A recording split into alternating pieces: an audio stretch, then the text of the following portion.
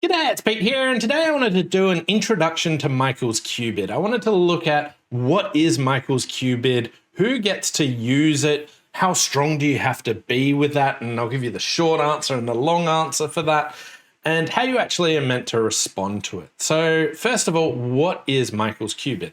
Well, this is a convention that you can play to show two 5-card suits.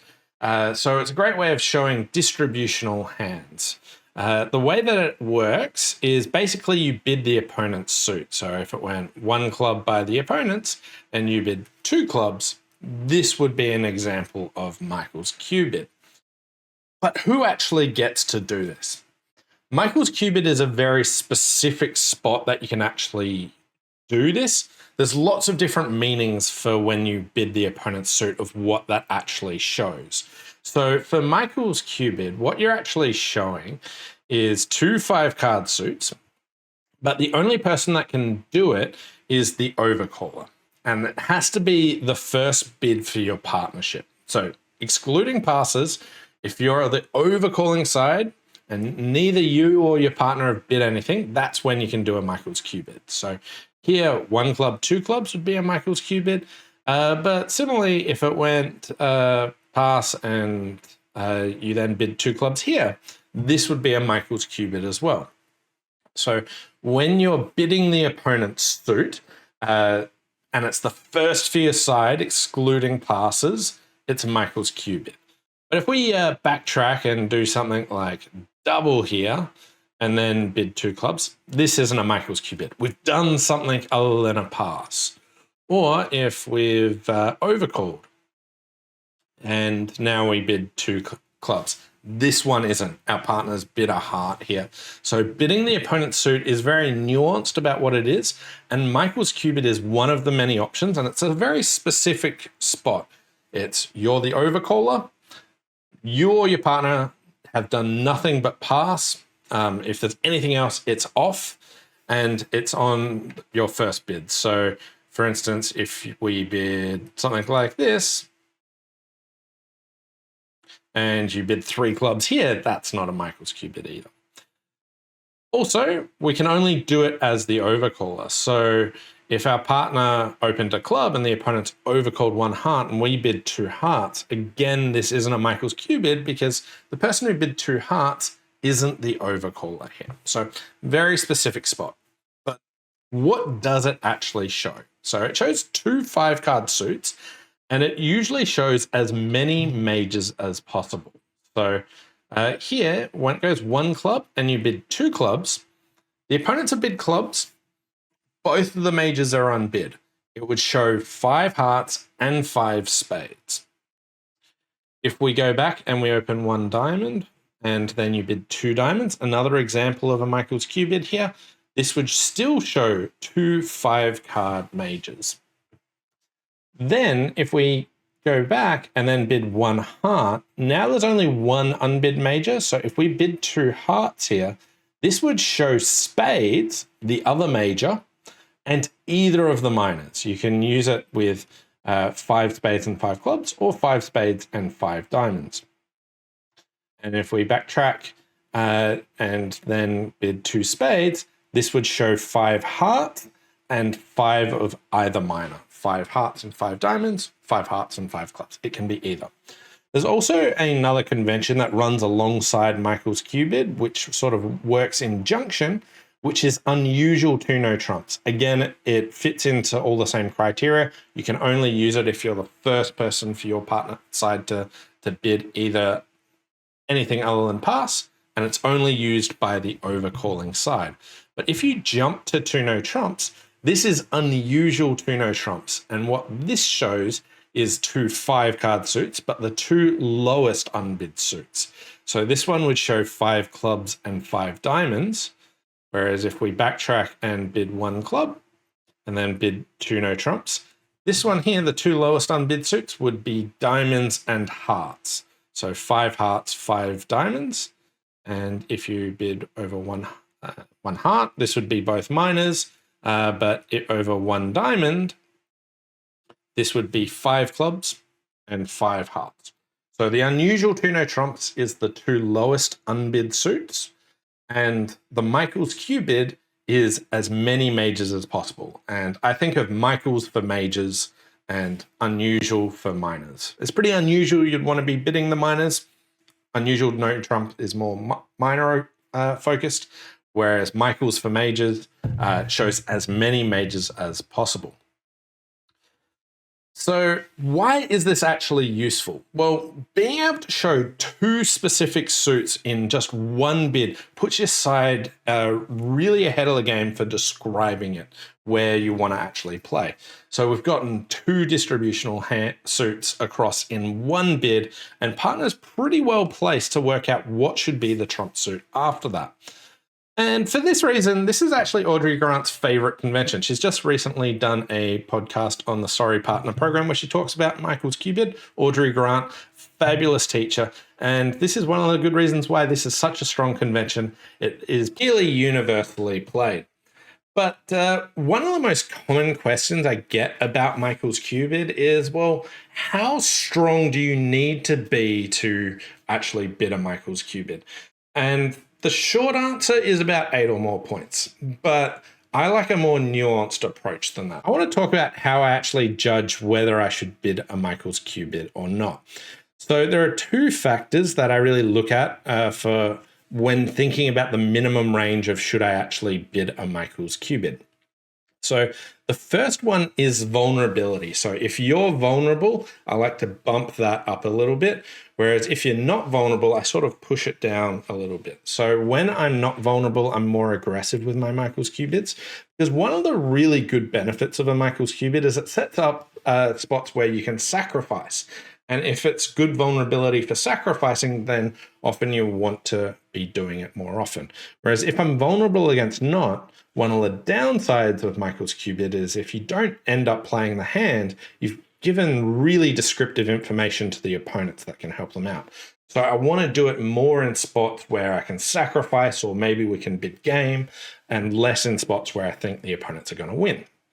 So first of all, vulnerability will sway what my minimum range for a Michael's bid actually is. And there is no maximum range because partner will always be able to respond to it, and then you'll be able to bid again.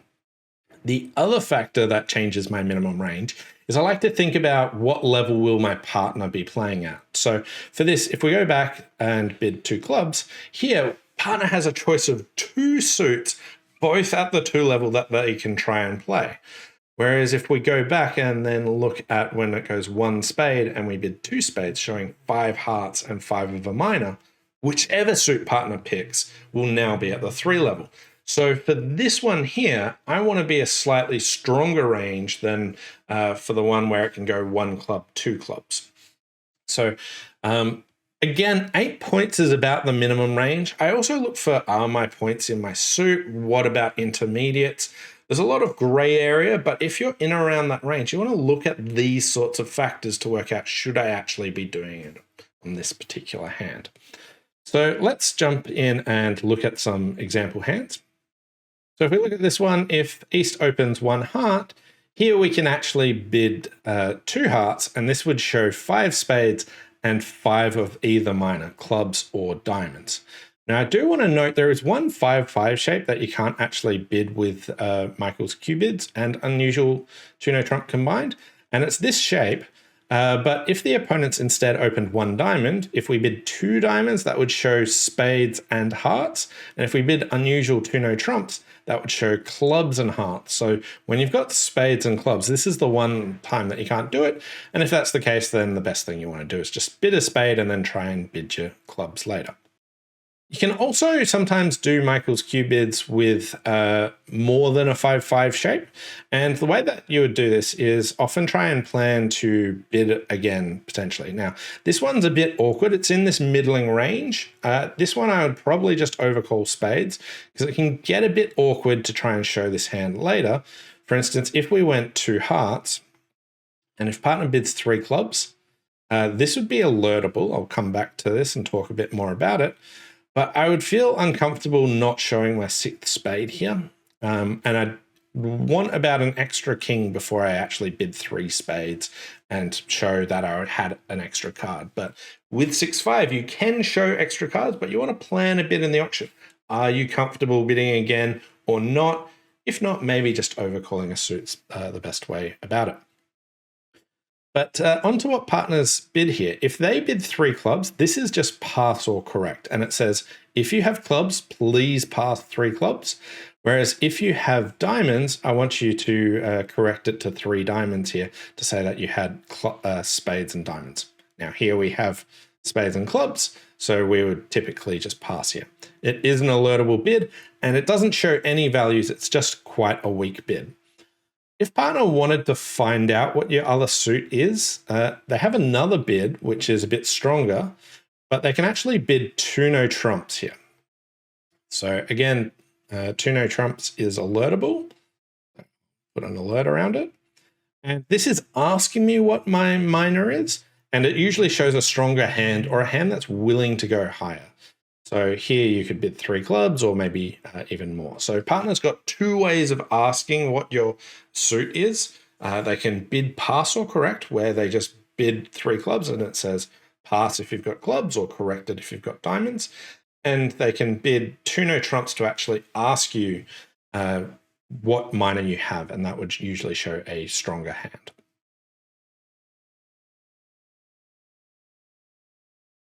Okay. So here, if they open 1 heart, here we're vulnerable against not, but I would still happily bid a Michael's Q bid here. And on this spot, we'd be showing 5 spades and 5 of clubs or diamonds. And if partner bids 3 clubs here, alertable, and it says partner, if you've got clubs, please pass. Otherwise, correct it to diamonds. So here we could bid 3 diamonds to say we've got a 5-5 shape there. So how do we actually evaluate what we should do when responding to a Michael's Q bid? So I'll swap it over. So if we've got this hand, and let's say that it goes 1 spade and our partner bids 2 spades, and this is showing 5 hearts and at least a 5-card minor. What I look for when responding to a Michael's Q bid is I like any points in my partner's suit. And outside of that, I like quick tricks. So aces and kings outside of that. If you had a suit of king, queen, jack to 6 diamonds, that would be way worse than if you had a hand which has just the ace of diamonds. Because when partner does a Michael's Q bid or an unusual 2 no trumps, they only have 3 cards outside of their suits. So kings, queens, jacks, they're awfully slow cards that might not actually be useful. But here I'd be thinking, oh, we've got a fit for hearts. So we've got 3 hearts, which is good.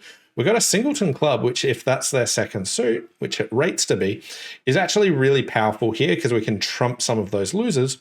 And the ace king of diamonds are great as well, because if they have 2 diamonds, great, we cover both of them. If they've got 2 spades, at least the ace of diamonds is useful. Maybe it's useful anyway. So here, all these points are working, and I'd want to be jumping to 4 hearts here because you don't actually need much when partner's got that distributional hand. So when partner bids a Michael's Q bid, if you've got a good support, if you've got a 9-card fit, you want to be really optimistic. You want to be looking for any points that are actually in their suits or aces outside, maybe aces, ace kings. If you've got something like ace to 4 cards for one of their majors and a singleton in the other, you are really close to making game opposite a Michael's Q bid just because of being able to cross ruff, and you don't need much from partner at all. So when they make that, look for, do you have good fits? Do you have quick tricks outside of it? Do you have shortages to try and cross ruff? All of these things should make you really optimistic. And if you don't have that, then you want to just take it really slow. If you had a hand full of kings, queens, jacks in the other suits and not big fits, you don't need to jump very much. Whereas when you've got 4 card support, you've got a couple of aces, maybe a singleton somewhere, that would be more than enough to actually bid game. Anyway, that's my introduction to Michael's Q bid. Hope you enjoyed it, and we'll see you next time. Bye for now.